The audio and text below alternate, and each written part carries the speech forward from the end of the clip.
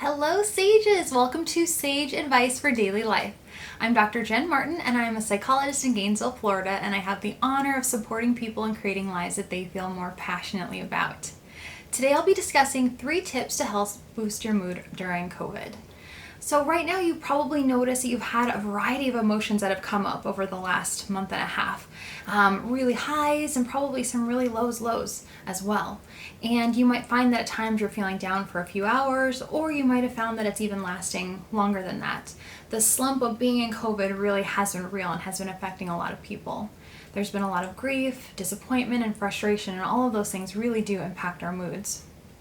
You might have also found that you were feeling down for even longer, maybe for weeks. That might be more indicative of true depression. Before we start talking about how to shift our mood, though, I want to acknowledge that we want to first create space to feel whatever emotion that we're going through. If we are feeling an emotion, the body's trying to communicate something with us. Could it be that you're grieving a lot of losses right now? Grieving changes related to events that you couldn't participate in or things that got canceled?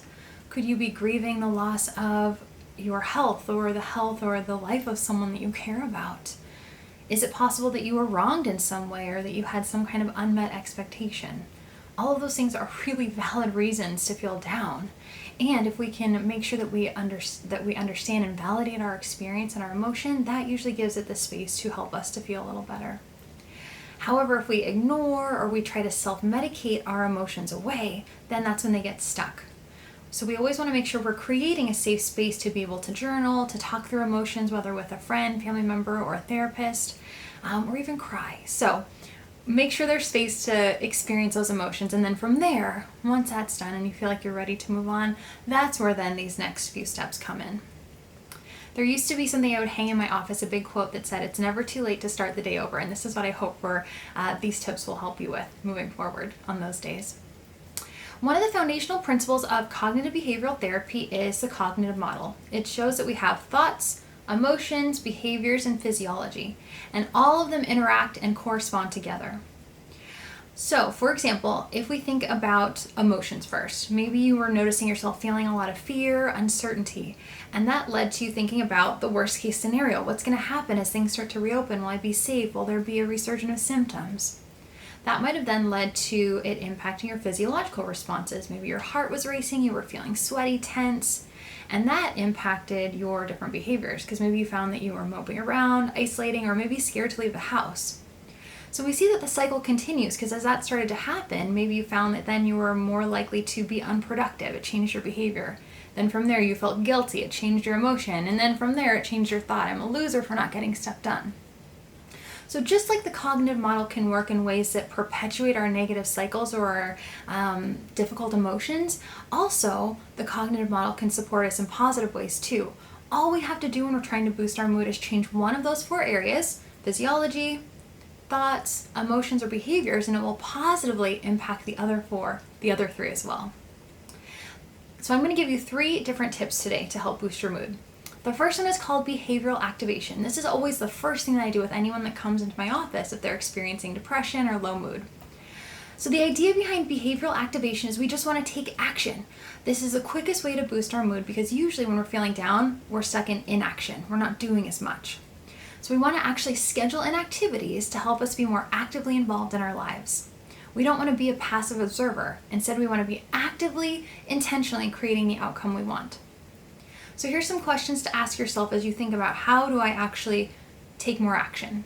First one, you can identify where did the cycle of feeling bad start? For example, was it after I had an argument? Was it after I was stress eating? If so, some actions you could take would be apologizing or taking a walk. Another question to ask yourself is, if I were at my best, I would blank. Maybe I would get up and shower and get ready for the day. Maybe I would eat a nourishing meal if I haven't eaten all day. Another question to ask is, doing this would be aligned with my values. Speaking kindly to myself, being self-compassionate, and my easy go-to is plan something every day that you look forward to. So again, tip number 1, behavioral activation. Number 2, this is called paradox, and this one will specifically help with addressing thoughts. The last one, behavioral activation, was impacting behaviors. Now next, paradox is something that impacts our thoughts. So paradox is something that is silly or contradictory. It's an unexpected approach to help us fix a problem that we're experiencing. So the first type of paradox is we actually want to prescribe or add in more of what we don't want.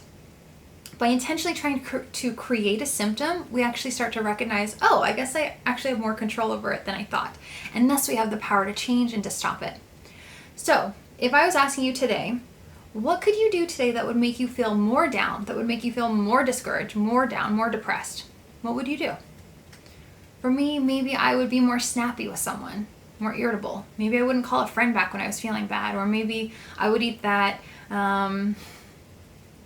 food that I know makes me feel bloated and yucky after versus something that makes me feel uplifted. So once we notice what we don't want, because once we notice what would make us feel worse, we want to do the opposite of that. So that's the first part of paradox. What would make me feel worse, and do the opposite of that.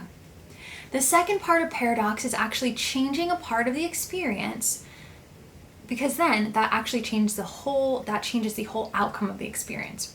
So let's say my pattern is when I'm feeling low that I stay in my pajamas, I hop on the couch, and I either scroll through social media for hours or I binge watch some Netflix. So if I was going to change a part of the routine, what I might do is maybe I wouldn't charge my phone at night, so that whenever my battery started to get low and maybe even my phone died, I was done for the day. I didn't even have the option to keep scrolling through social media because I didn't have power anymore. Another option might be, if I'm prone to binge watching Netflix, how can I put the remote in an inconvenient location? Maybe after I'm done for the day, I get the remote and I stick it in that far closet that's really high up and hard to reach, and I have to get a stool to get it up there. So again, if we change a part of the aspect, a part of the routine or the habit, that can create a different experience for us. That's a second part of your paradox. The third one is by showing gratitude. And gratitude is a way to really shift our emotions.